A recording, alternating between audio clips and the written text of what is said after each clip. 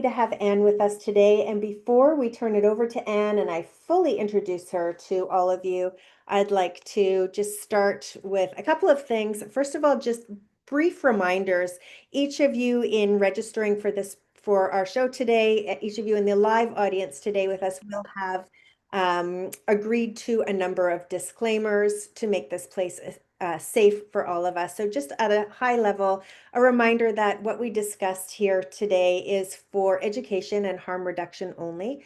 We're not licensed medical or mental health professionals, and we're not lawyers. So nothing is to be construed as medical or mental health advice or legal advice. We encourage you to talk to your medical practitioners if you are using psychedelics and to also know about the legalities in your own jurisdictions. The way that we run this program is for the first half of the show, for about 45 minutes or so, myself and my co-host Wendy have the opportunity to chat with Anne in a podcast style conversation. And then for the second half of the show, we really turn it over to community conversation. We know that community is medicine. We need each other. We need to hear each other's stories, to get support from each other, and just to be here in community. So the second half of the show is turned over to all of you who are here joining us live. If you are watching or listening to a replay of this show, we encourage you to put your shares or your questions in the comments section so we can respond to you there, and you can also join our community. So as always, before we begin, we'd just like to take a brief moment for grounding and gratitude. So I invite you to join us if it feels comfortable, if it feels safe for you to close your eyes or gaze down with a relaxed focus. You may wish to put a hand on your heart or on your belly. Just take a moment to take a few deep grounding breaths, landing you here with us in this present moment, leaving the day so far behind. Noticing how your nervous system relaxes slightly as you deepen your breath, filling your belly and your lungs, allowing your body to relax and become more present with every exhale. As we turn our attention towards gratitude, maybe bringing a smile to your face as you reflect with gratitude on the things in your life that bring you joy, that support you, that bring you love, all of the places and things and people that you could lay your gratitude on. So much gratitude to each and every one of you who's joining us live or who's listening to the replay. Thank you for being here, for your willingness to learn, to expand your knowledge, your consciousness, to share. Taking that gratitude down, down, down to Mother Earth, who holds us in the belly of her womb and gifts us with sacred plant medicines to expand our consciousness, to heal and to grow.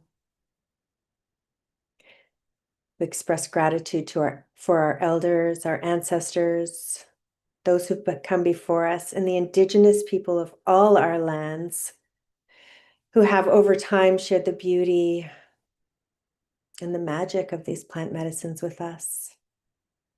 I personally like to acknowledge my gratitude for being a guest on the unceded territory of the Coast Salish people here in the city that we currently call Vancouver, the home of the Musqueam, the Tsleil-Waututh, and the Squamish nations. So with presence in our bodies and with gratitude in our hearts, when you're ready, I invite you to come back into this space with open hearts and ready for the conversation ahead. And thank you all so much for joining me in that. I just returned from about 10 days in Oaxaca, working with some Zapotecan shamans down there and learning about a whole new whole new realm of spirituality and a whole new way of working with spirit plant medicines. So that just taking a couple minutes like that for me personally to ground and catch my breath was super helpful. Thank you all for joining me. As I said, I'm really, really pleased to have Anne Rossignol with us today as a dear friend and a client I've worked with for a number of years. Today's conversation is deeply personal and very special to me, based on this relationship that we've had for a few years. Anne's journey is one of courage, humility, and transformation. She began in traditional recovery through a 12-step program. And over time, she found herself called to explore the mindful use of psychedelics as a pathway to deeper healing and connection. Through her work with Psychedelics in Recovery, where she does sit on the PR committee, and now her involvement with Imperial College London's groundbreaking psilocybin clinical trial for opioid addiction, Anne has become a bridge between two worlds: the structured discipline of recovery and the expansive, heart-opening world of psychedelic healing. So, in this episode today, we're going to explore what happens when spirituality, science, and community meet. We'll talk about Anne's experiences with 12-step programs, how she navigated the fear of relapse, and what she's learned about trauma and connection, and what it means to truly surrender to a higher power in the psychedelic age. And thank you so much for being here with us today. Thank you very much for having me, Dana. It's an honor and a pleasure. Yeah, and so sorry for our last minute tech. We're still working through all this new tech as we transition from being solely on Clubhouse to now live streaming on YouTube and LinkedIn and having this audio visual. We do still have our friends on Clubhouse who are this is being broadcast to, but hello to our friends in Clubhouse, and please do come and join us on Zoom if you would like to participate in our conversation. And we always like to start our sessions, as you know, as you've been part of the Flourish Academy here for so many years, we always like to start with that moment of gratitude. And then the first thing I like to ask our guests is, is there anyone or anywhere that you would like to express gratitude? Anything that is anyone or anything that's supported you on your path and has really brought you to where you are now, sharing your story as a sense of inspiration and hope for the rest of us here. The first thing that come to mind is gratitude for A and all the wonderful women, particularly my sponsors. I've had two sponsors in AA and my third sponsor, and gratitude to those women who have held my hand and picked me up when I was on the floor and giving and showed me the way. And to that beautiful lineage of wisdom that's been passed to me, and I am very pleased and privileged to pass to other women. And although a lot of what I will talk about today is about PIR, Psychedelics and Recovery, that wonderful fellowship I am a member of, I don't, it all started with AA. And had I not pushed the door of that first meeting 7 years ago, I wouldn't be here today. I probably would be dead, actually. So that's the first thing that comes to my heart when I talk about my journey of recovery. And although I see A as the grandmother with all the wisdom and the knowledge, but doesn't really understand my life today, I still have a lot of love for that fellowship and the people in it. That is so beautiful to hear, Anne. Because I know that there can be some friction almost between the traditional 12-step programs and the PIR groups. And so just hearing that, your gratitude extends to these 12-step programs that got you to where you are today and grandmothered you into this. And that is a really beautiful accolade to send out there and a really good entry into our conversation today.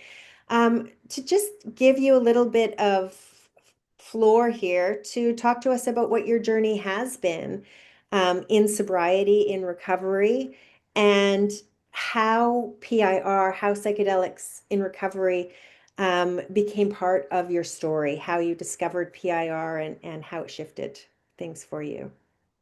Yes, I'd been sober for a couple of years. I'd been in a fellowship for 3.5. I had a relapse and then started again. When it was during COVID, actually, I was spending my life on Clubhouse, and I was co-hosting a podcast with Bruno called on investments, and we decided to look at the emerging markets, the disruptors, and psychedelics was one of them. And that was a time where the likes of Compass and Atai started to be listed on the Nasdaq. And so I took a really close interest in what those companies were doing, reading their press release, looking at their clinical trials, etc. And one day on Clubhouse, someone asked me, "Have you got any experience of psychedelics?" And I said, "No, I don't, and I can't because I'm an addict in recovery, and one is too many, 1,000 never enough. A drug is a drug is a drug." Everything that been drummed in my brain. And that person in the chat put, "Have you heard of PIR, Psychedelics in Recovery?" And I hadn't. So I discovered PIR then, the fellowship, and all the meetings were on Zoom.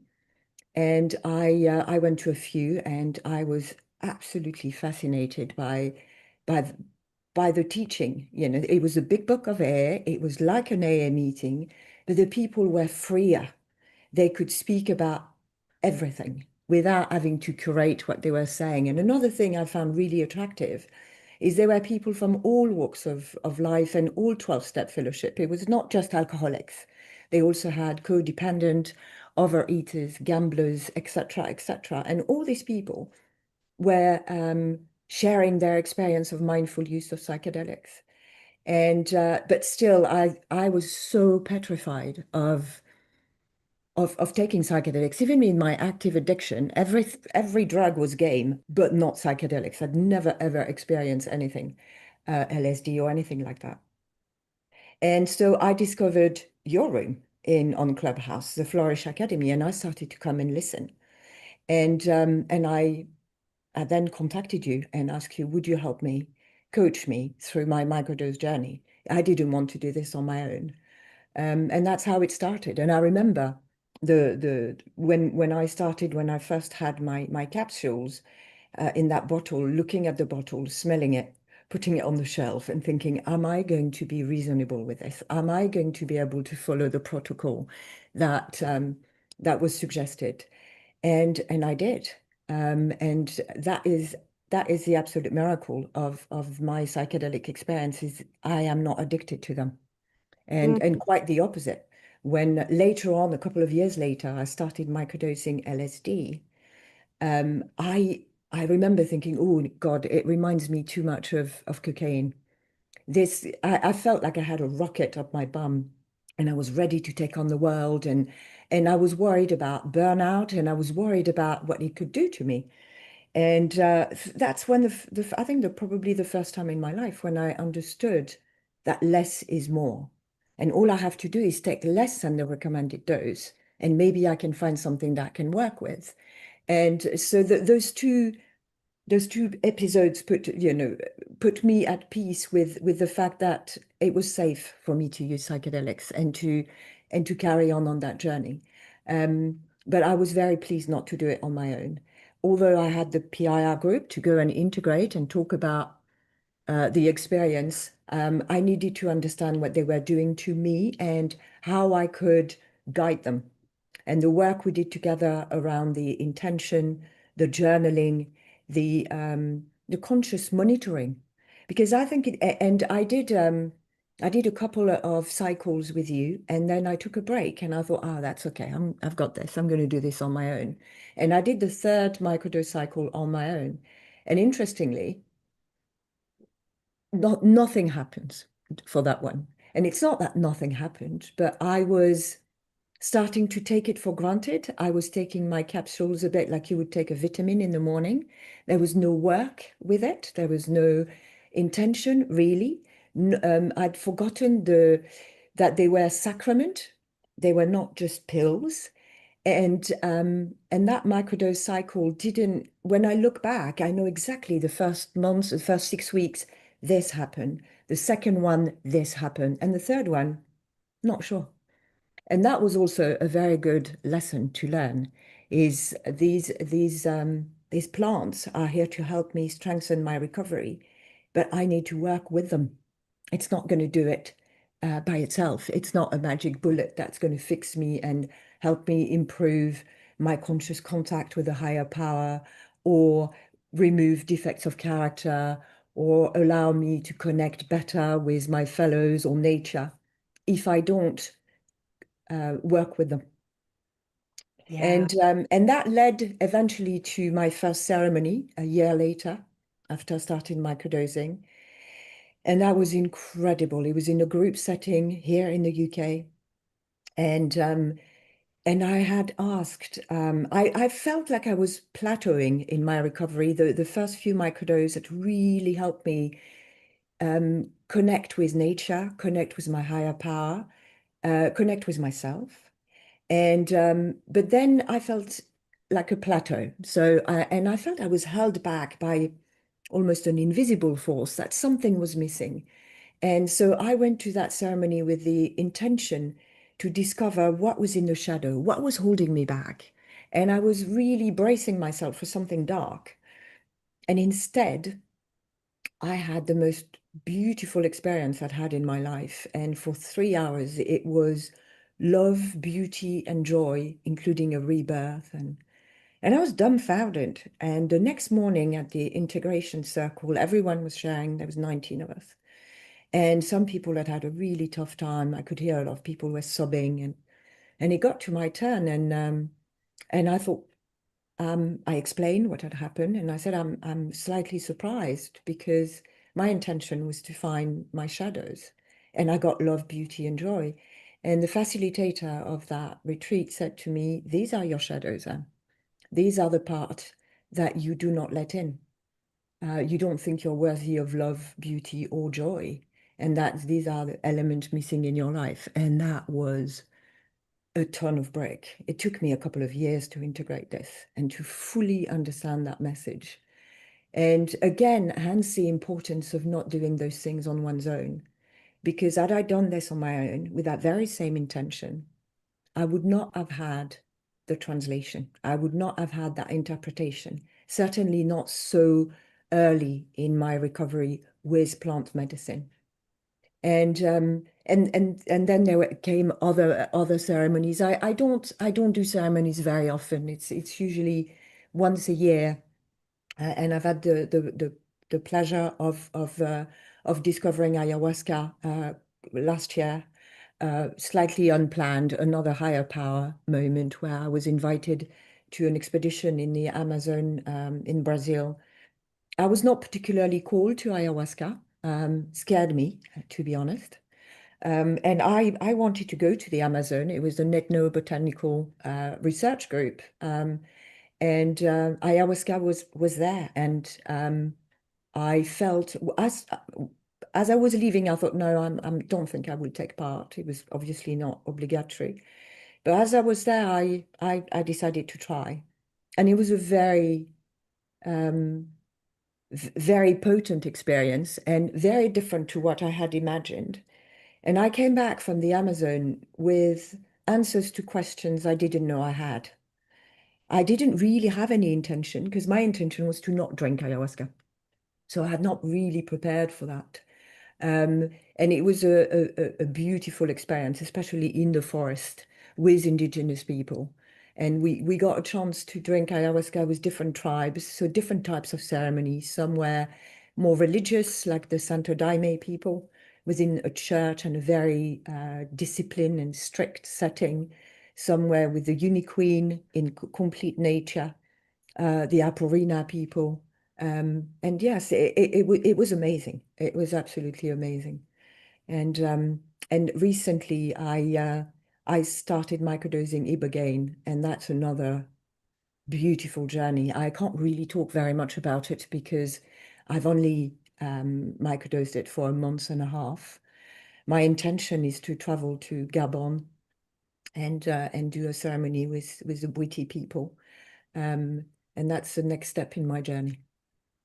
Wow, thank you so much, Anne. Thank you for sharing that. And another part of your journey, I guess, is now that like I was saying, you're kind of a bridge between lived experience and science, clinical trials. And I'm wondering if you can speak a little bit about your role and the clinical trial you're involved with at Imperial College London.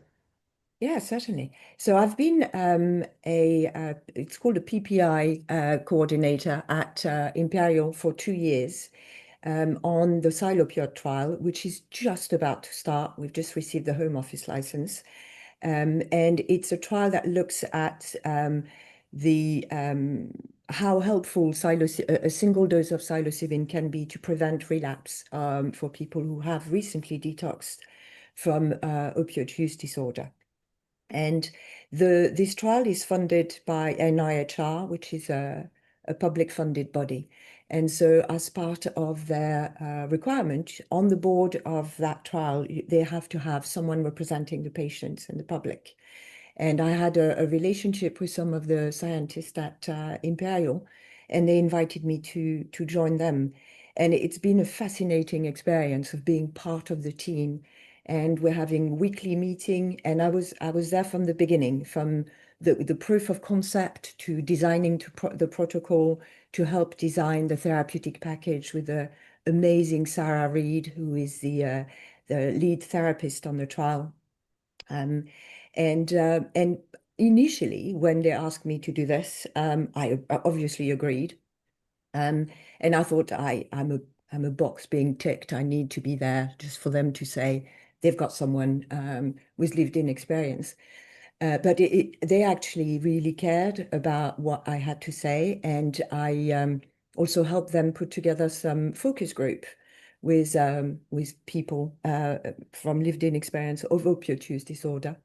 And the focus group that we created together really help shape and even change the design of the protocol and the trial. For example, initially they had budgeted for two therapy session after the dosing session. We now have nine.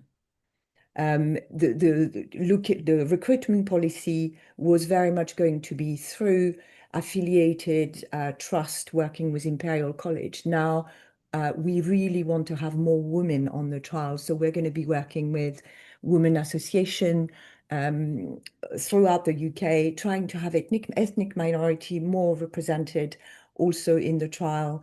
And one of my biggest regret on the trial is not being able to have people with lived-in experience as part of the therapy diet. We tried it. It is still a possibility. Sarah Reid was an advocate for this, but there is a lot of red tape and a lot of administrative and boring reason as to why they cannot do that yet. But they completely understood the importance of having a community in early recovery, and that psilocybin might be very effective or effective in helping prevent relapse, but without a group of people with shared experience, shared suffering, it's going to be very difficult for them to integrate. So, as a compensation for now, another fellow from PR and I have worked with Sarah Reed and Johnny, the other therapist, and working on a booklet that the participant will have during the 3 months they are in the trial. And that booklet was written by the four of us together, where we try to instill as much of our experience, tips, music, recipes, books, meditations, all sorts of things that we feel could be beneficial and that do not come at all from a clinical perspective, but rather a lived-in experience of recovery. And of course, at the end of the trial, those participants will be signposted to PIR and other fellowships to help them, but not currently in the trial. And this is something that Imperial is working on. And hopefully, before the end of the trial, which starts now and finish in 2 years, maybe instead of two therapists, it will be a therapist and someone with lived in experience. And I think that would make a huge difference. Yeah, amazing work, Anne, and kudos to Imperial College because this is the first that I've heard of clinical trials around substance use disorders that actually incorporates people with lived Mm, experience in the leadership and the importance of that. And I know one thing that you were talking about, this the importance of having a group of people with shared experience to integrate with afterwards. And I know that we're going to be talking about community as we go on in this conversation, because I know that that's one thing that you have found and are an advocate for is community and connection as a part of the sobriety path. I wanted to step back first, though. You had talked about when how you got into first exploring psychedelics, which I was so honored to work with you on. And I remember back to those days, some of the conversations we had about, your fears and your resistance. And I'd kind of like to hand that over to you as well for people who are contemplating this path. What kind of fears or resistance might you be coming up against, and how can you work through those? How can you get support for that?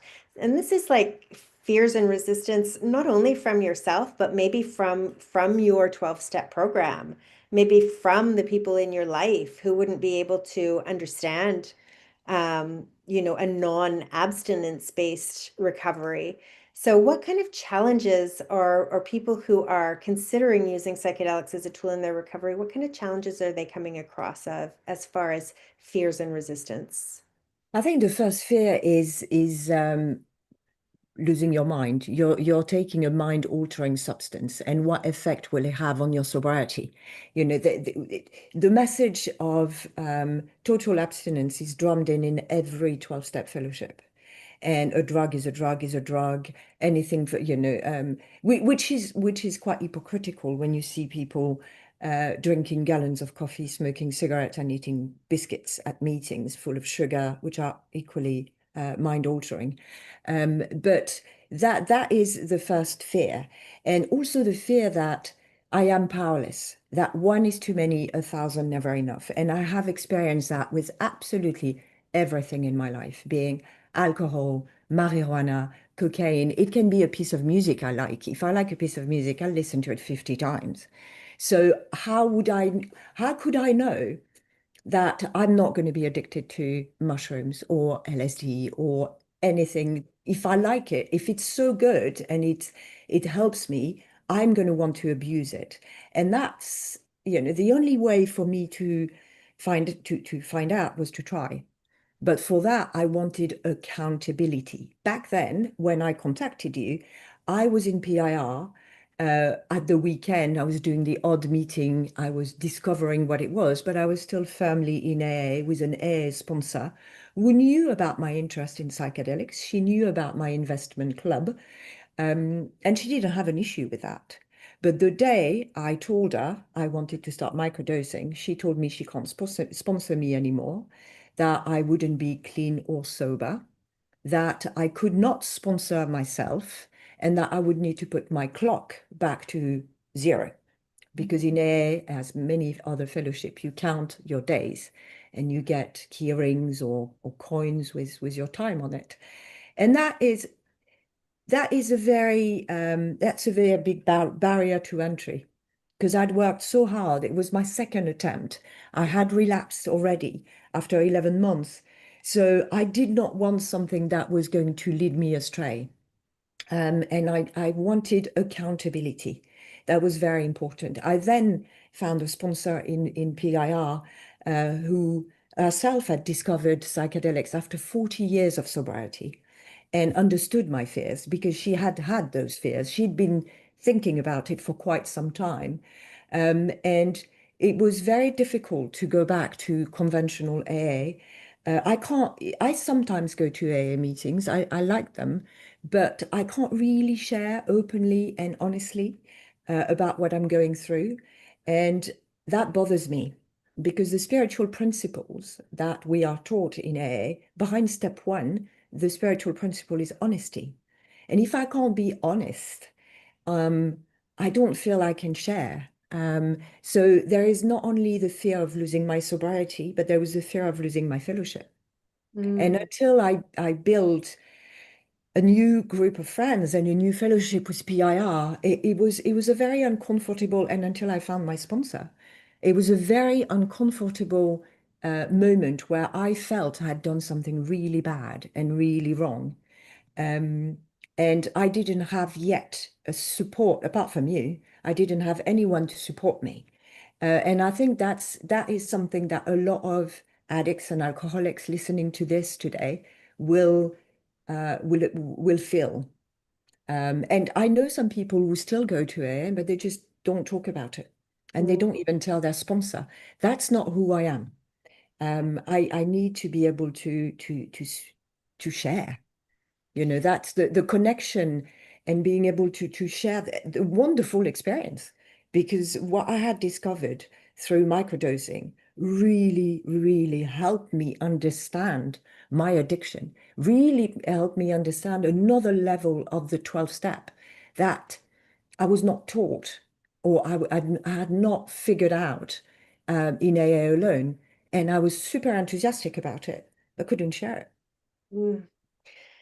And, a large percentage of my client base is people who struggle with substance use disorders, and many of them are coming from or are in or have passed through the same experience that you had. That I just find so heartbreaking is the real feeling with the 12-step programs that it has to be either or rather than and the shaming that they receive when they share this within their other 12-step programs. Like you were saying, when a sponsor has to say, like, I can't work with you anymore and you're not sober anymore and you need to start over from scratch. And then we know, like we're going to talk about, I'm sure, as Gabor Mate says, the opposite of addiction is not sobriety, it's connection. And to have this connection that's been built be ripped away as a result of making this choice, I find it incredibly heartbreaking. Kind of chokes me up a little bit. But I think let's bring into this conversation now, because it is one thing that I have found very useful with some of the people that I've worked with. When they hear this story, it gives them a little bit of peace that many people don't know about Bill W.'s encounters with psychedelics in his own path to recovery and sobriety. And Bill W., for those of you who don't know, well, actually, I'll turn it over to Anne. You can explain who Bill W. is and how psychedelics factored into his own recovery. Bill W. is one of my hero. He created Alcoholics Anonymous and wrote the big book of Alcoholics Anonymous. And he had several encounters with psychedelics. One he didn't know about when he was in a detox clinic in New York, where he was given a cocktail of belladonna and Blue Lotus. And he had that white light moment where he imagined creating a fellowship and of alcoholics, and that one alcoholic would help another, and I think had the beginning of the idea of the book. And then later on, I think it's in 1959, he participated in a clinical trial. By then he'd been nearly 20 years sober, but he was suffering with crippling depression, and he participated in a clinical trial with LSD, and he absolutely raved on about it, and he likened it to his white light encounter 20 odd years before in New York. And we at PIR, we've got a few people who are very knowledgeable about the history of AA, and he allegedly tried to incorporate LSD into the 12 steps and was really promptly shut out. And he wrote to Carl Jung about it and never got an answer, because it was the end of Carl Jung's life and he never got to answer Bill W. They had quite a correspondence between the two of them. And yeah, so he was amazed at how LSD had helped him relieve his depression temporarily. Thank you. Thank you for sharing that. I do know that that story and that knowledge does give some people who come to work with me, at least, some peace and almost a little bit of justification, particularly if they are being exiled by their AA group. So I think that's an Yeah. important story. That's if you look at the A archive, all any reference to psychedelics has been removed, and similarly, any reference, even chapters of the book written by people who have relapsed or had relapsed, was removed.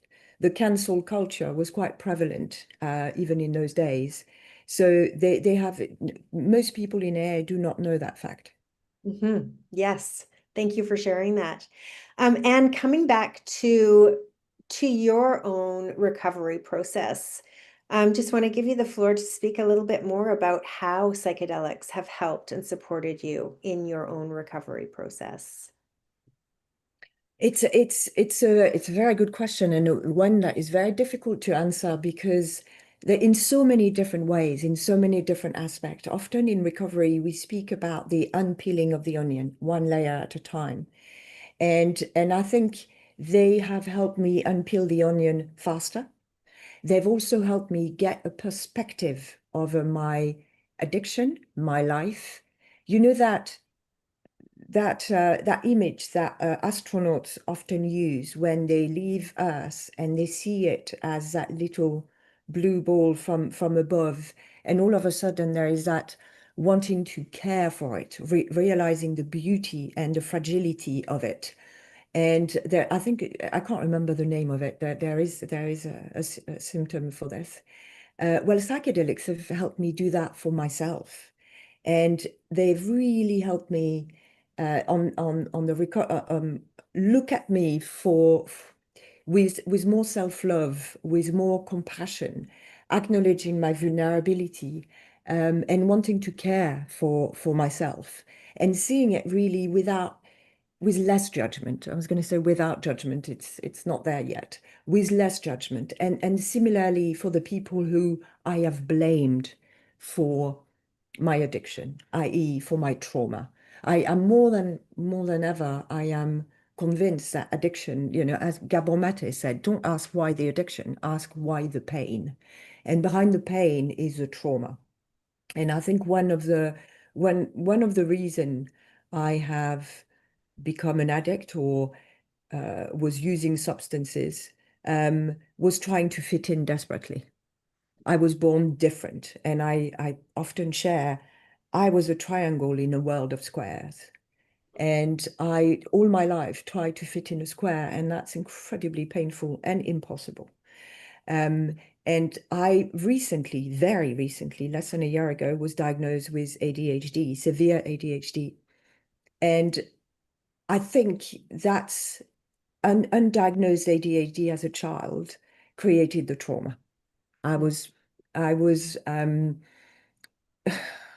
yes, it was difficult for me to fit in a family of people who could not understand why I couldn't sit down, why I couldn't be like everybody else. Why can't you just be this? And being told over and over that you're too much or you're not enough and you're different. And that dis-ease, that discomfort came partly from that. Now, another school of thought said addiction is probably in your genes, which is possible because if you check my genealogy tree, both side have addiction problems.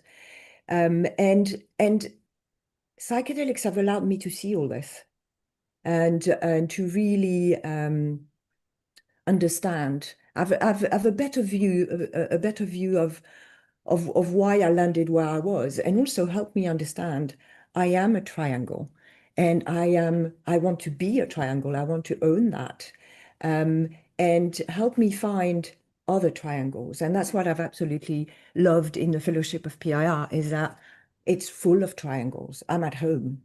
When you're in a PIR meeting on Zoom and someone says something, you can see all the heads nodding or laughing together. We just get each other. Where all my life I was not understood. I was misunderstood. So I tried to be someone I wasn't, to please people, to fit in. And it was so painful that I had to soothe to that pain and understanding all this. And it didn't come as a aha moment where all of a sudden I knew that it's very subtle. I can't really answer in a short or even a long sentence how psychedelics help my recovery. They've certainly helped me uh, get in touch with my higher power. It's really improved my capacity to meditate, to reach out to my ancestors, to reach out to my higher power, to feel things. The synchronicities in my life are out of this world. I have a notepad dedicated to them. And that is since I started to microdose and have that. It's a completely different level for me, an understanding of what spirituality is. Until I took psychedelics, spirituality was very similar to religion for me. And I was raised in a Catholic faith in a school with nuns and priests, and for me that didn't fit with spirituality. I didn't think these people were actually very spiritual, to be honest. But discovering psychedelics, having those kind of experience, having contact with nature. My second cycle of microdosing, I started to be in touch with plants. I've got plants in my house, absolutely everywhere, in every room, and I can communicate with them. They tell me if that spot is not for them. I know something in my body tells me, no, that's not.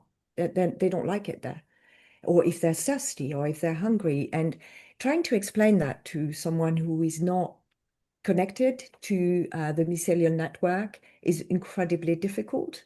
But if people have had experience of psychedelics, either as a microdose or macrodose, they will immediately get it.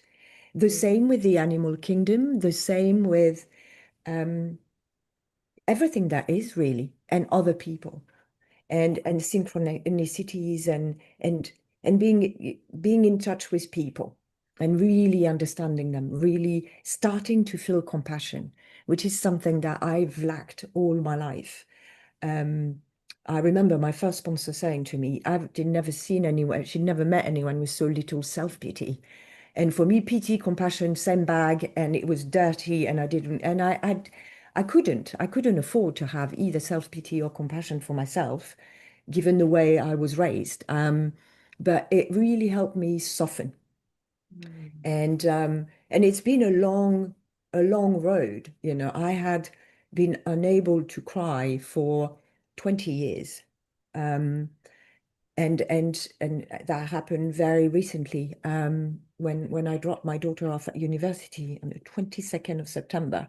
Floods and floods and floods of tears came out of me. It felt like I didn't have any eyelids to barrier them. They were just coming out. And that is a direct result of using psychedelics and let them soften me and break that warrior costume that I've been wearing for such a long time. Mm.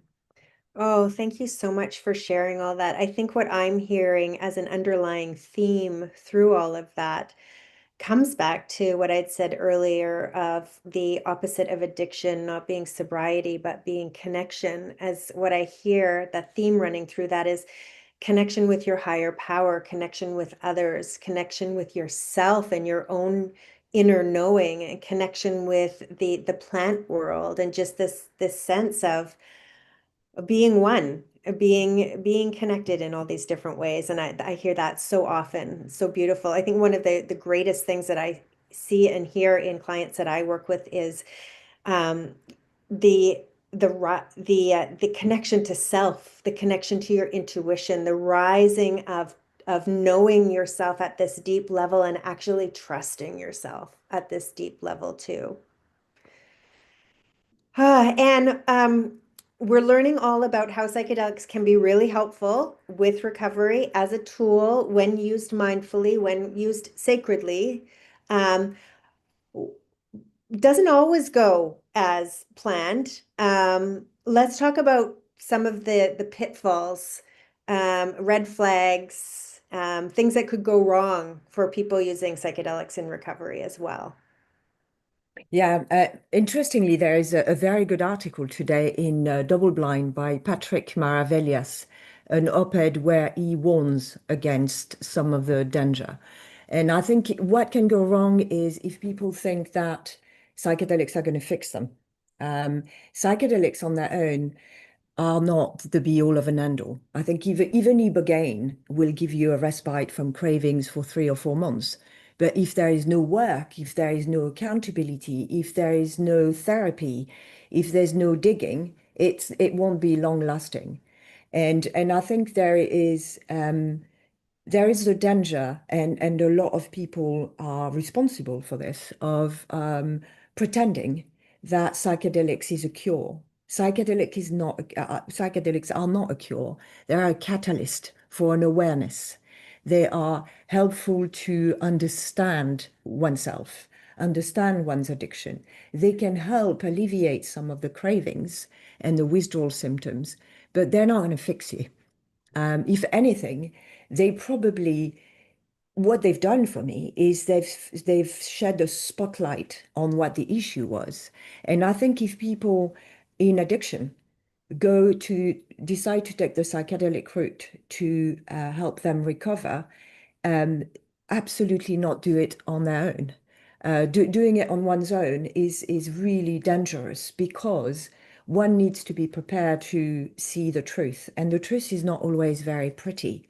And going back into revisiting trauma, you can re-traumatize yourself. And I have seen many stories, and some stories I've witnessed personally, of people um, swapping one addiction for another, and people taking psychedelics on their own without accountability, um, and all of a sudden they think they know everything and they become unteachable. And I've seen people get a little bit of recovery and starting psychedelics and getting, I've got this. And I don't need you guys. I don't need the 12 step. I don't need my therapist. I've got this. And instead of ego deflation, you've got a massive ego inflation. And that's very dangerous. And these people end up in either rehab or relapse because then they create that isolation, because it's not very pleasant to be around them when they know it all, when they will try to drag you in there with them, and therefore find themselves isolated, and once isolated go back to their addiction. And I think it's incorporating psychedelics in one's recovery is my advice. Well, my advice would be first start with recovery and total abstinence, and get to see who you are when you're completely sober without any substance. That's what I did for the first 2 years. And then I incorporated psychedelics.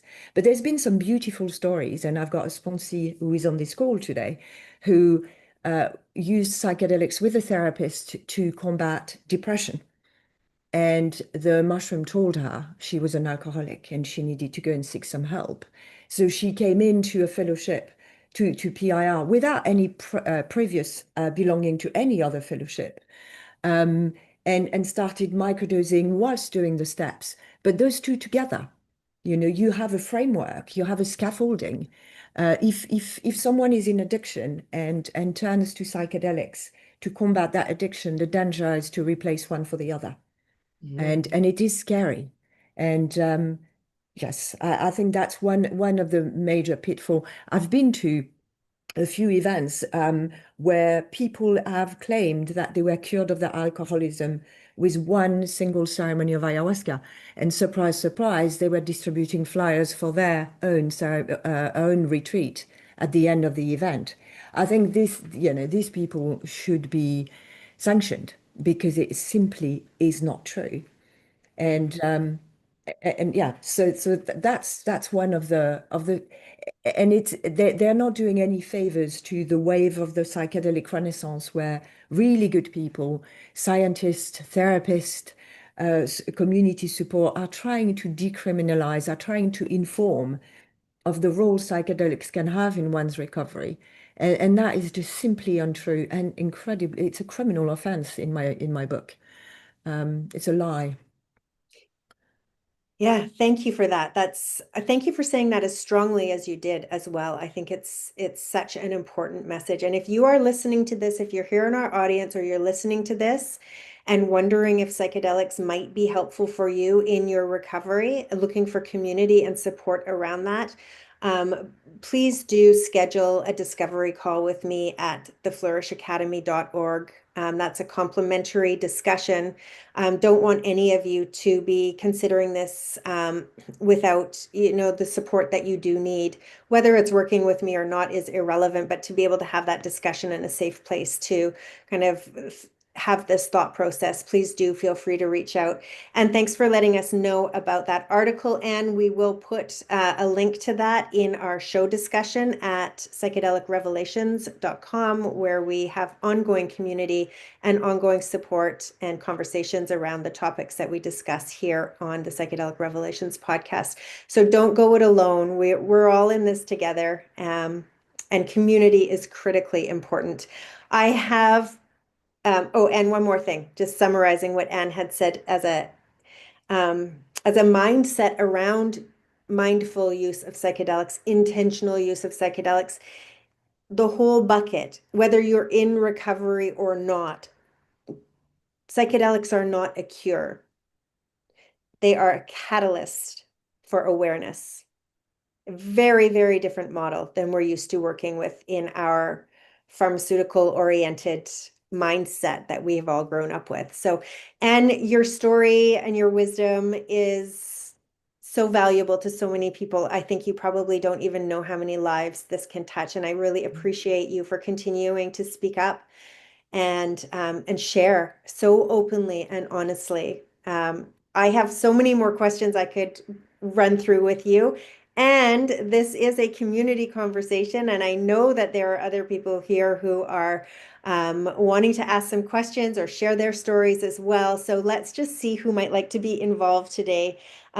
Wendy, thank you so much for being my co-host, my co-moderator, and today taking care of all this tech stuff in the background while I've been leading the conversation. But I wanted to, first of all, just turn it over to you to speak what's on your mind today. Uh, Thank you. Hi, everybody. It's always a pleasure being here. Thank you, Anne, for uh, showing up so honestly and vulnerably in this discussion.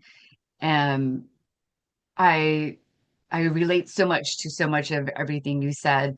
I don't necessarily have any like burning questions, but as a fellow undiagnosed as a child ADHD person, I can very much relate to a lot of it. And while I didn't get in to the part of addiction for substances, I definitely had addictive behavior.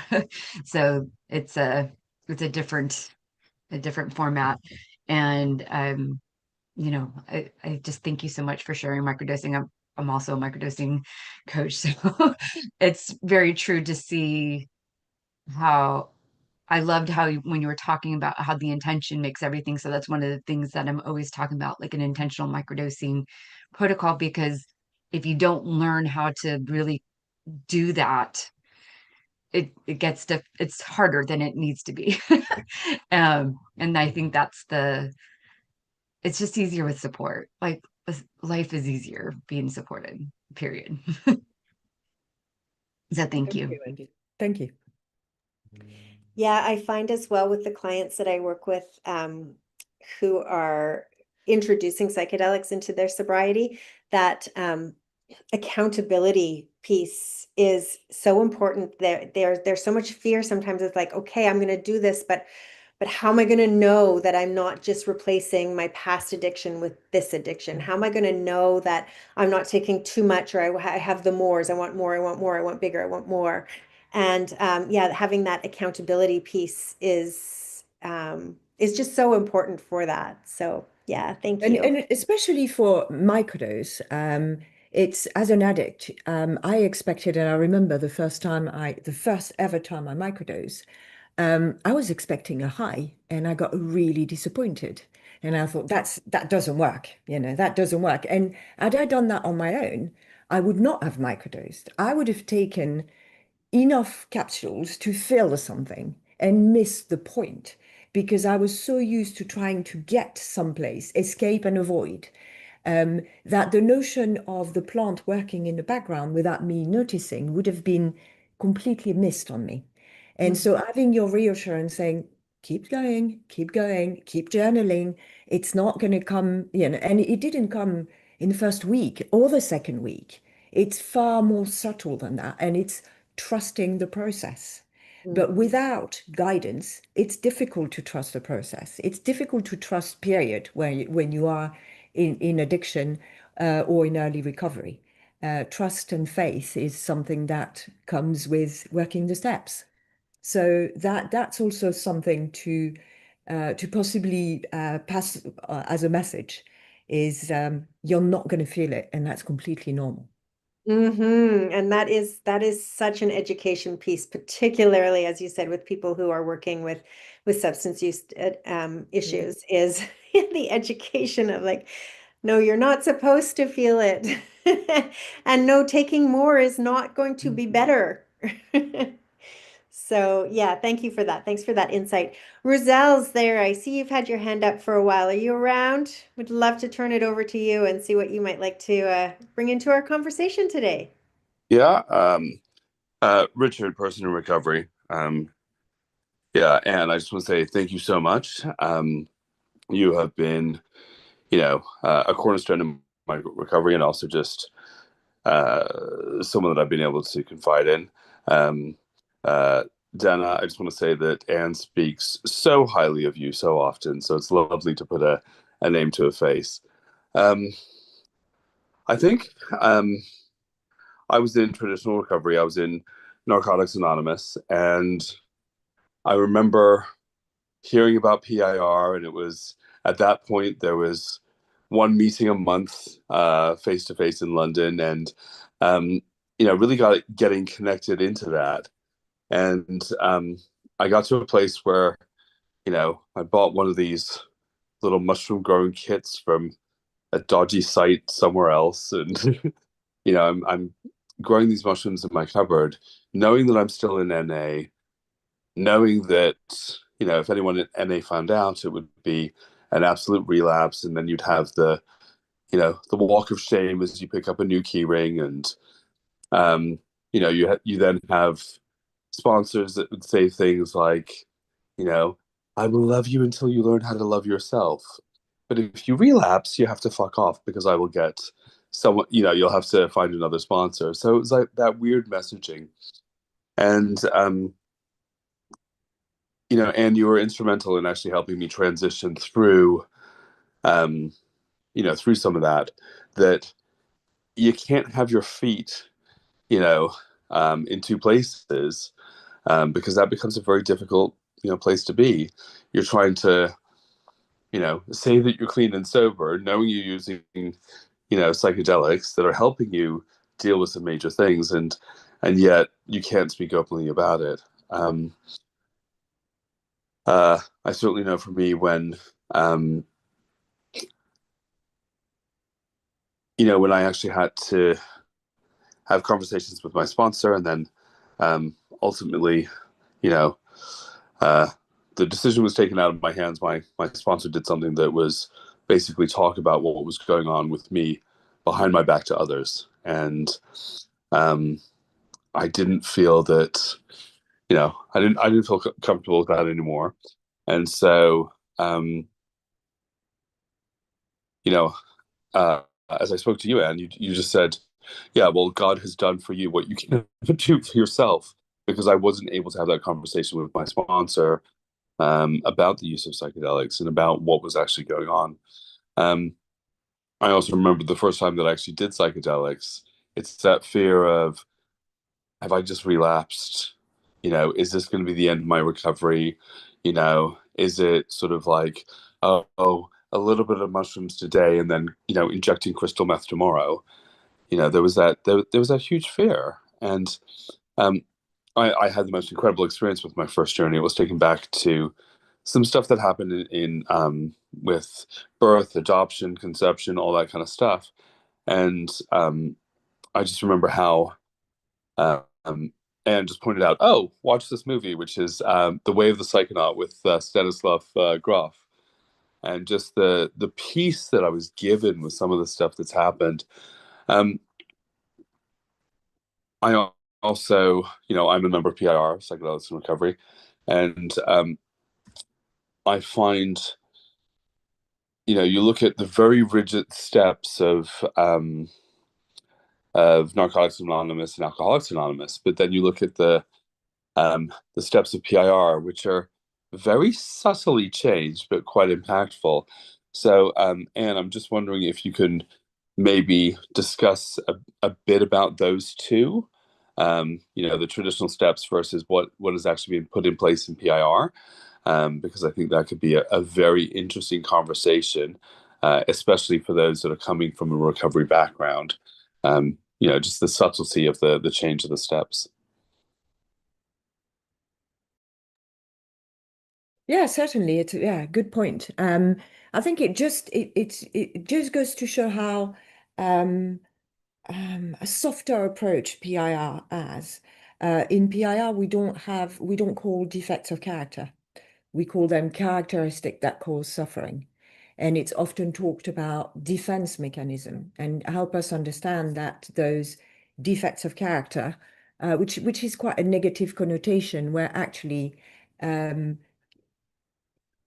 trauma-led or brought in by trauma, and they no longer serve us. We also, on the 11th step, we are far more, we don't say through prayer and meditation. We talk about a spiritual practice. And we used to work with the 12 steps and the 12 traditions of AA, the book that is part of the AA literature. But we have a wonderful new book coming out soon that's been written by a fellow who is on this call on the 12 steps of PIR. I can't really tell you much about that book because it's not finalized, it's not published yet, but it is a completely different approach. First, it's written in this century, and it's incorporating psychedelic into the step work, which is revolutionary. And the way I work with my sponsees in PIR is we tend to not have any psychedelic experience until step 3. So step 1 admitted we were powerless and our lives had become unmanageable. Step 2 accepted that only a power greater than ourselves could release us from our insanity, basically. And step 3, handing our will and our life over to that higher power, and then go and have a ceremony and meet your maker and have a glimpse of what that can be like. And I have found that incredibly helpful for people to get it, because I certainly didn't get it the first time I did my steps. The notion of handing over my will and my life to the care of a higher power for that borderline OCD control freak who had difficulty admitting that my life was unmanageable because everything was in an Excel spreadsheet, color coordinated. I thought my life was manageable. So handing over and really, truly, until I did my first ceremony, then, and the synchronicities that kept on happening, then I thought, why worry? Why hold on so tight? Why planning and strategizing when just go with the flow, let go, let God. And that really started to work for me when I got that real contact with that psychedelic experience, that spiritual awakening. And I think that's what Richard was referring to. Thank you. Thank you so much for being here, Richard, and for your contribution and your question. And such a good question, because I was thinking as well, and to ask you kind of like, what's a good time in the road to sobriety that, to introduce psychedelics? I have some people come to work with me who are brand newly sober. I have a number of people that come to work with me who are kind of at the place where you were at, where they're on a road of sobriety and have been for a while, and feel like, oh, if I had it, the words that you had used, you said you were sober but stuck. There was something missing in your sobriety. So now I actually really was listening to that from your perspective of a good kind of rule of thumb, like every person's different, but Yeah. go through those first 3 steps Yeah. And that kind of sets the groundwork for the psychedelics to be able to come in and bolster you from there. Yeah. Yeah, I think everyone's different. And in PIR, a newcomer is rarely a newcomer. A lot of people arrive in our fellowship. They've been sober or clean or abstinent of their behavior for 20 years. So it's very different than we have more and more, actually. We had one in a meeting yesterday, a week sober, came across PIR. But my advice would be to just be sober for a little while, get to know your body, your mind, without any other substance. Hmm. Um, possibly microdosing, but even that, you know, in order to be able to feel the benefit of a microdose, you need to have a benchmark. And if the benchmark you're measuring against is being a raging drunk, that's not very much to go with. So I think having a time where sobriety has a meaning, because it's yeah, it's important. It's important to but some in some cases, if we look at people who suffered from opioid use disorder, it's not that easy. And sometimes it starts with an ibogaine flood, and then they are able to be without a substitution, and then they can start working their program. And usually I think the window for ibogaine is 4 months of no cravings, no withdrawal, and in 4 months you can work a solid program. If the person comes to meetings every day, starts reading, starts understanding, reading some step work, doing their step work, reading some experiences of others, it can give them plenty of time to establish a form of recovery. So I don't think it's a size fit all at all. And as long as it's done in a therapeutic setting, always. The problem with that we didn't mention is the cost. A lot of people, particularly opioid use disorder, but not just, have no financial means to go to a $5,000 retreat in Mexico. Um, so the temptation is to find the plant, do it yourself in your bedroom, and white knuckle it, and that's a danger. Um, but there are groups. PIR is one of them. Fireside is another one. Zendo Project that are there to help guide and integrate. But I think it's the key to it is find your people, find a community to help you, because that's really what's going to get you out of your addiction. The community. Absolutely.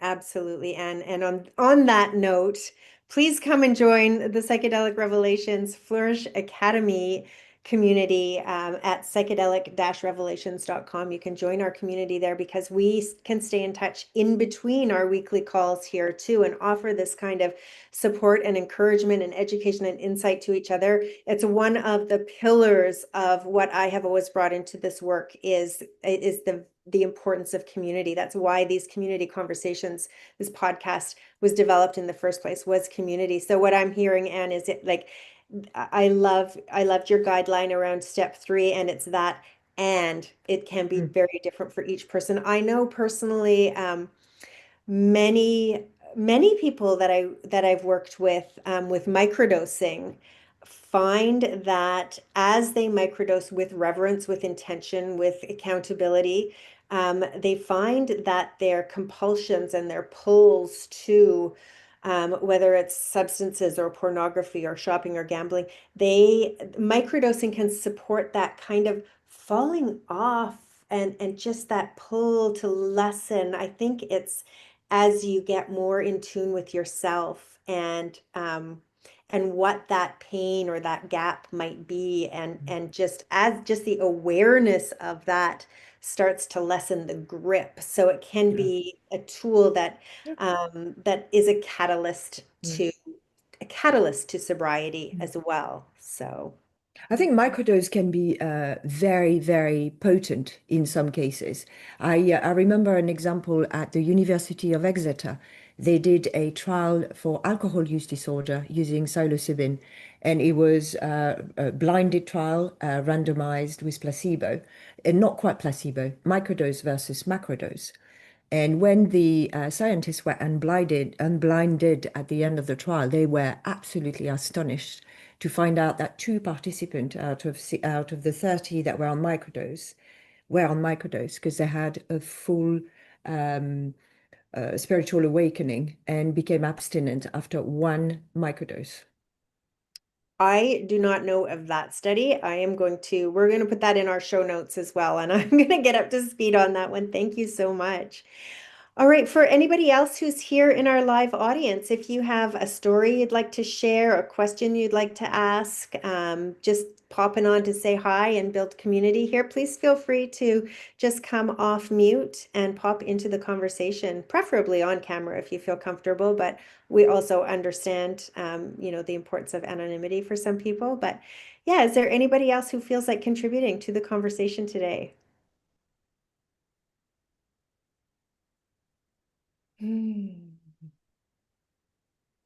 I've learned how to get kind of comfortable with pauses over the years of working this way. And very often somebody does end up coming through. Karen, we'd love to hear from you. Hi, everybody. My name's Karen. Thank you for welcoming me here. I'm also a person in recovery. That's where I know Anne.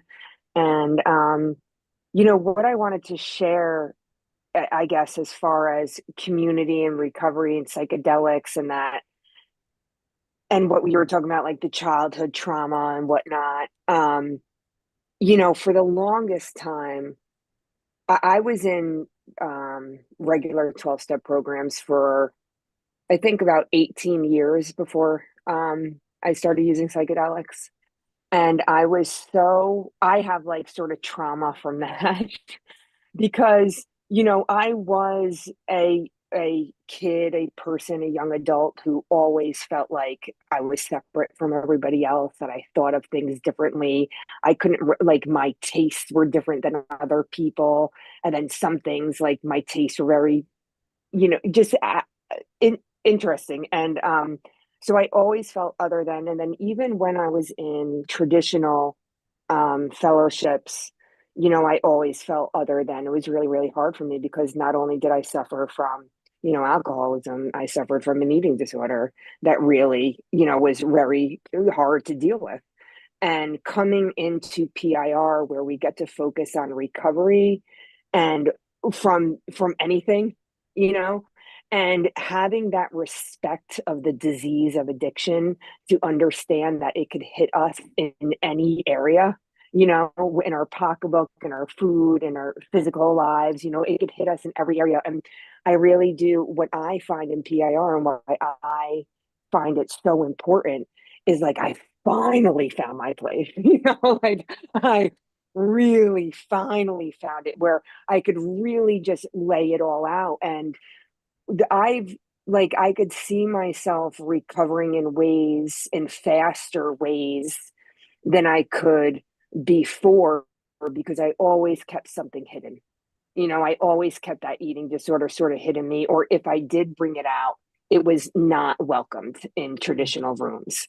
So now I have PIR and I'm being able to be supported, like people like Anne, who have a great reverence, not only for the 12 steps, but also for the medicines and the respect of how to use them. And what Anne does for me is she makes me feel really safe within PIR, because it's like I found someone that's really like me, right? Like the way her mind works and the way that I'm always like, oh, did I say that wrong? Or, you know what I mean? Am I doing that wrong? Or always thinking of, what are they thinking of me? Stuff like that. And it's such a beautiful place to really be 100% vulnerable and get through that. And I really, really, really appreciated the way that Anne takes her sponsees through the steps. It's amazing. It's such a gift. And the way that you were talking about, just that, how you incorporate the medicine, and that, like, I too am not on a journey every weekend. When I go on a journey or I do something, it's planned out, it's special, it's time away, and I feel like I'm still integrating like a journey from April. you know? And I love that about PIR. I love that about psychedelics, and to enhance your recovery.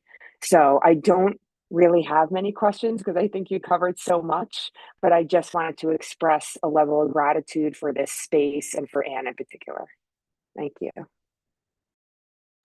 Thank you, Karen.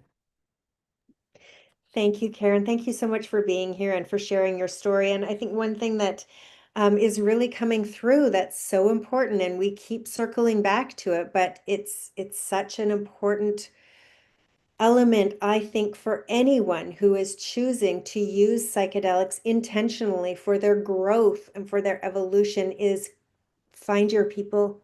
We need each other. We need places to show up where we can really be vulnerable and be seen and be honest and be accepted. And what I'm hearing from you, from Anne, from others I know in PIR is that for many people, this is the community that is right for them. So yeah, I am so grateful to PIR for what PIR brings to so many of the people that I know and who I work with. So yeah, anything I can do to platform PIR, I'm talking about it. Hi, Christy. Thanks for joining us today. What's on your mind?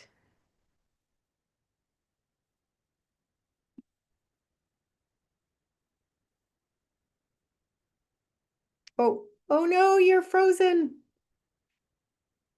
Okay, let's watch Christy and see if she unfreezes. That's too bad. Um,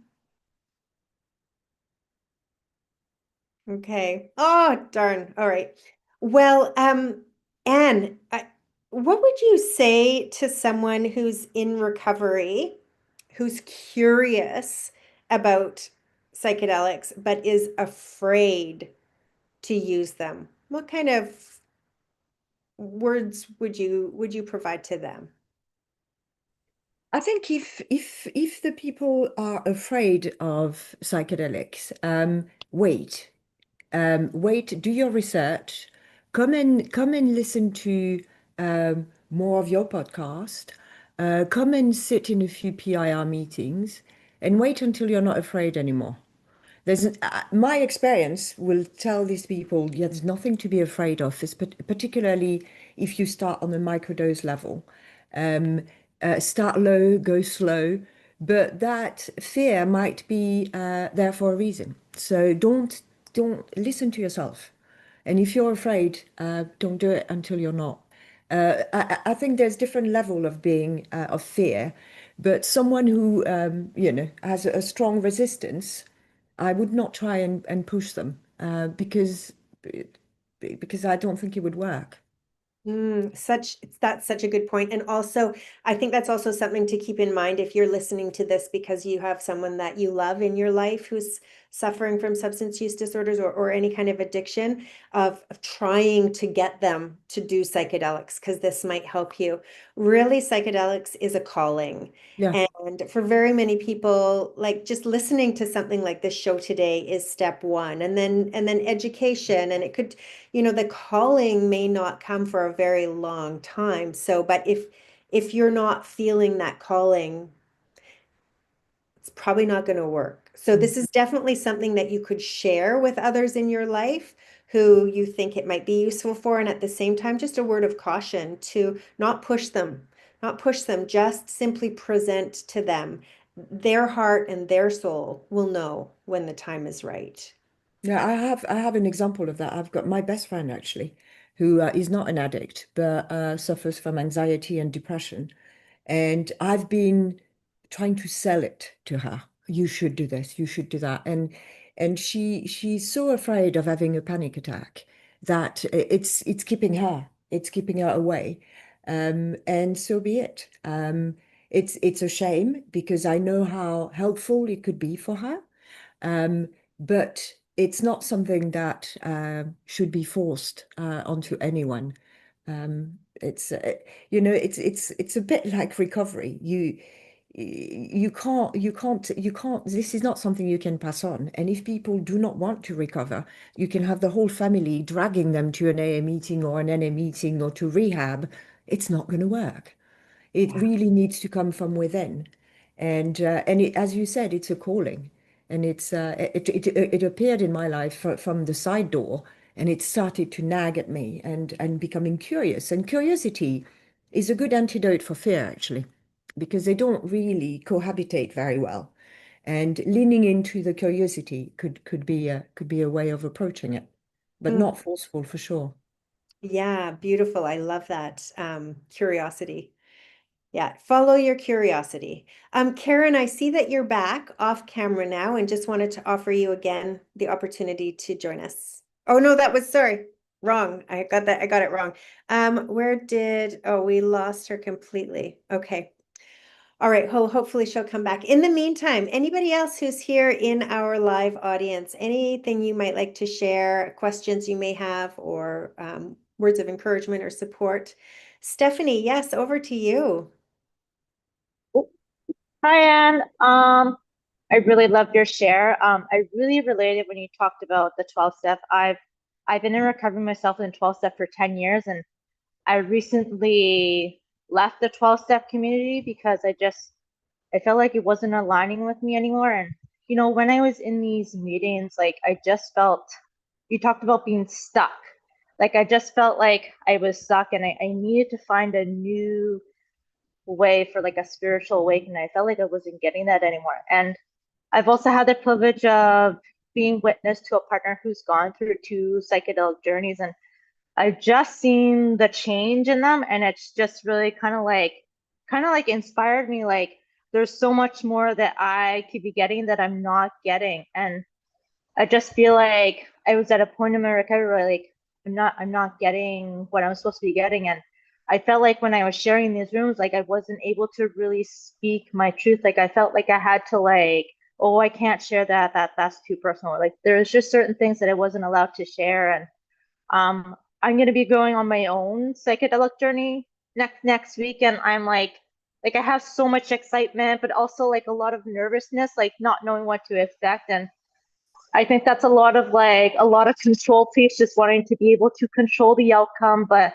I'm just kind of going in with like an open mind, being like, whatever the mushroom has for me, that's what I'm supposed to be shown. So I'm really excited, but I also feel like when I did tell people about this journey that I was going on in my 12 step community, it's like there was a lot of skepticism, like, oh, but you're not going to be sober, you're not going to be absent anymore. And I feel like since I've stepped away, I've had so much like freedom and like just new perspectives of like how to go in life. And like I just feel like there's so much more like that I'm just learning within the psychedelic community. I'm just like really excited for my journey. Thank you for your share.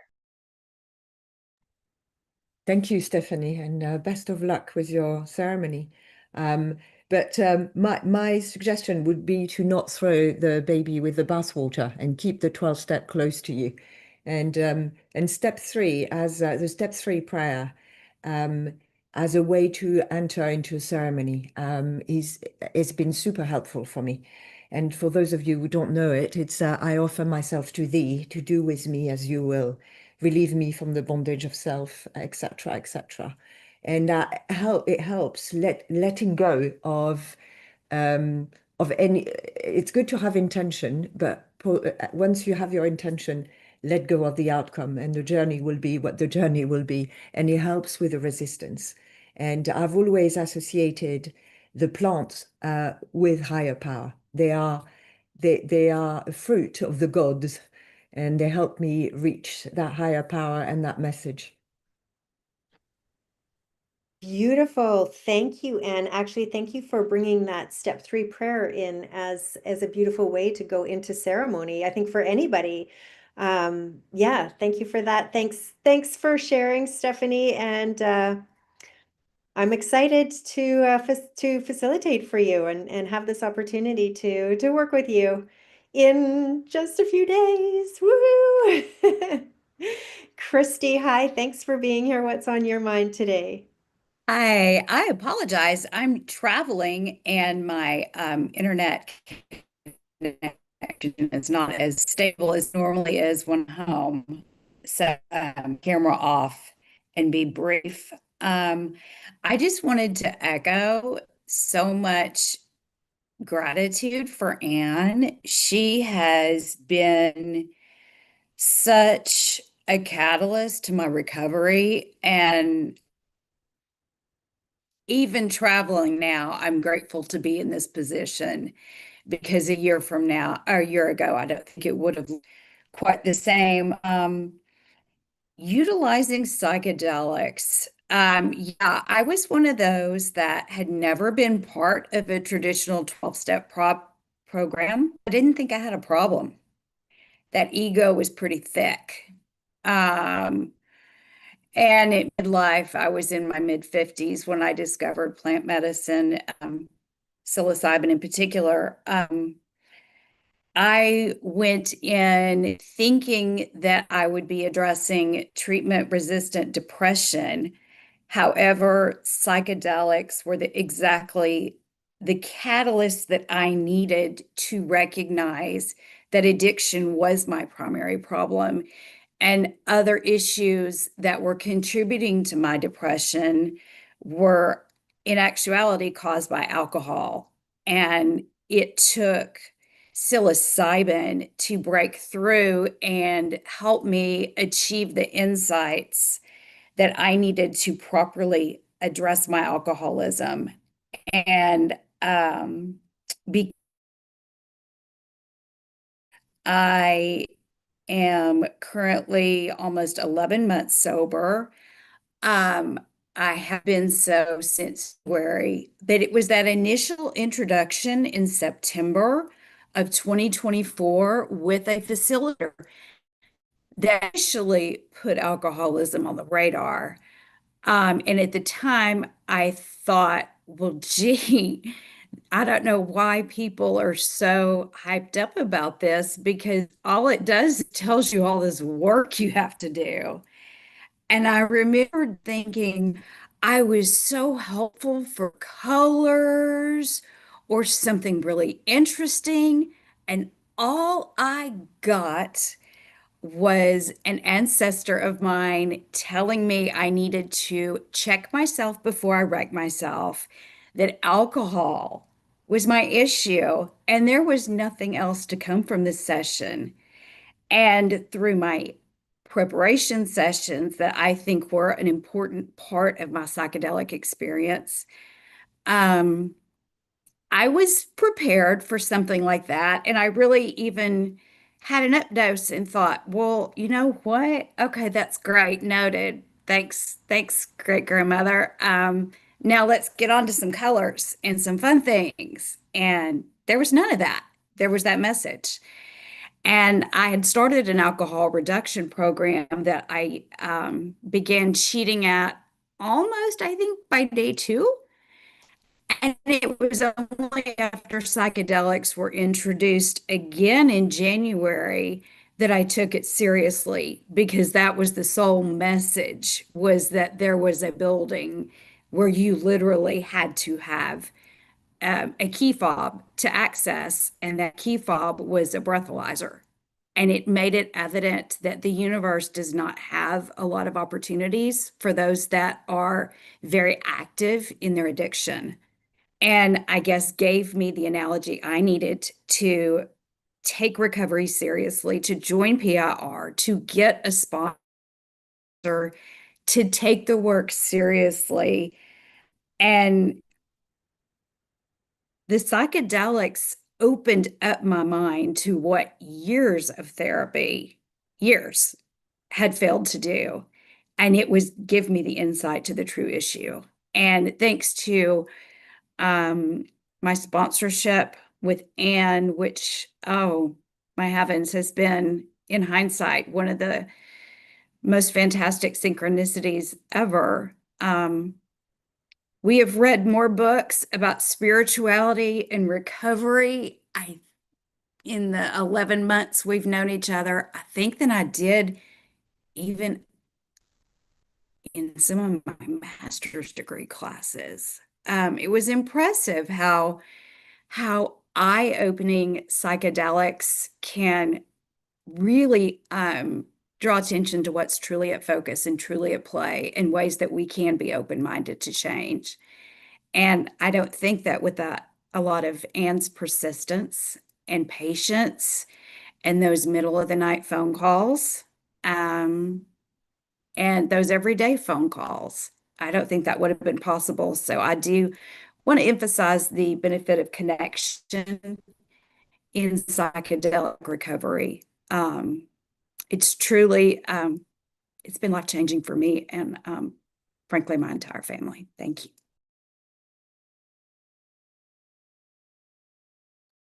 Thank you, Christy. It has been a pleasure walking the path with you. Beautiful. Thank you, Christy, so much for being here with us. There you are. And for sharing your story of your inspiring story as well. One thing I would love to ask of everybody, and particularly on the tail end of your share, Christy, is as we've mentioned in the show today, we are slowly and quietly building our online community to come along with the Psychedelic Revelations podcast. Haven't actually fully launched it yet, but we are there and we're staying connected in between these shows.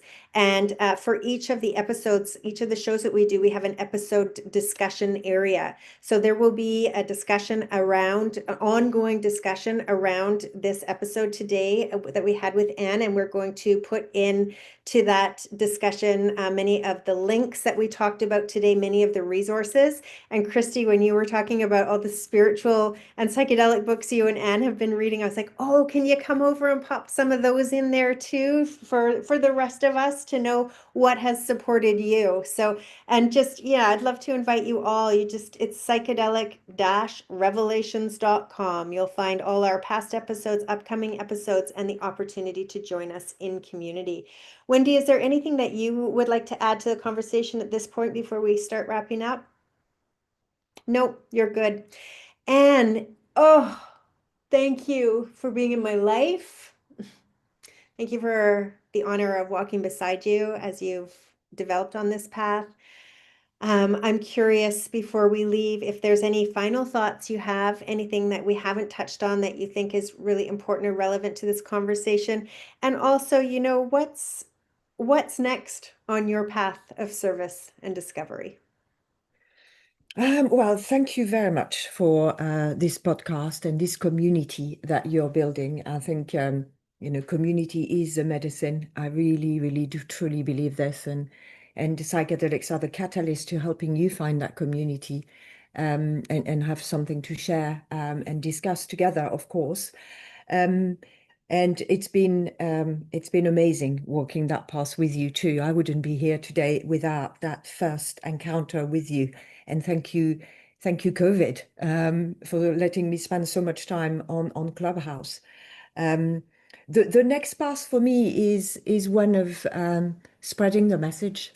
I recently was voted in as the chair of the PR committee of PIR, and I want to spend more time passing the message to communities who do not know about psychedelics, community who do not know about recovery, and we are really that bridge between those two communities that don't necessarily work well together, and trying to build that bridge. And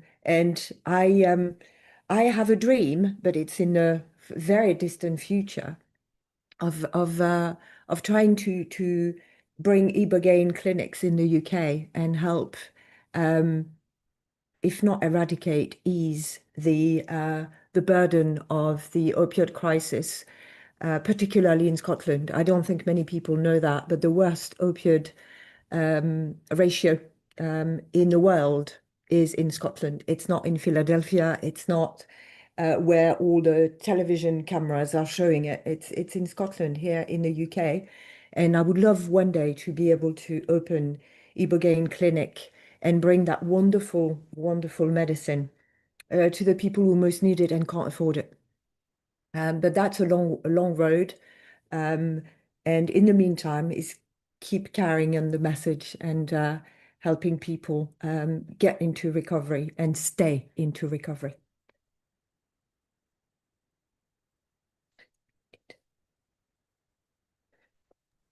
Thank you.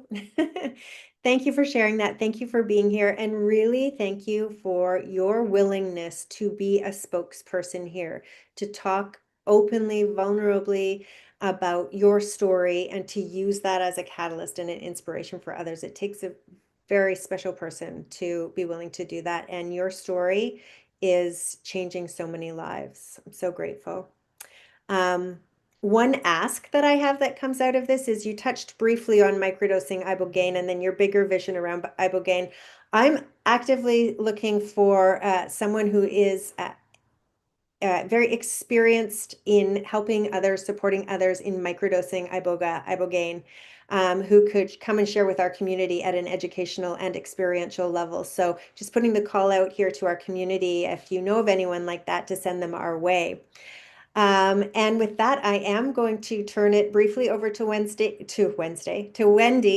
Maybe Wendy, you could just briefly touch on what our podcast is going to be next week with Chris joining us, and then take us out of the show for today. All right. So next week I am going to be, or we are going to be discussing with Christopher Solomon, talking about salvia. I always want to call him Christopher Salvia. So I had to pause there. And Salvia divinorum. And it's one of those kind of like on the edge of the discussions oftentimes, but it's been coming up a lot in my world. So I wanted to have him on. And yeah, so excited for that. And then I guess I'll end the room the way I always end the room. Take us out. And I invite everybody who is here right now and wants to join us and to take a big deep breath in together. Unmute yourself so we Oh, can yeah, all do unmute. this Yeah. together. And now let's sigh or growl it out. And with the love and community of the Flourish Academy behind you, may you all go forth and flourish. Ending the show in 3,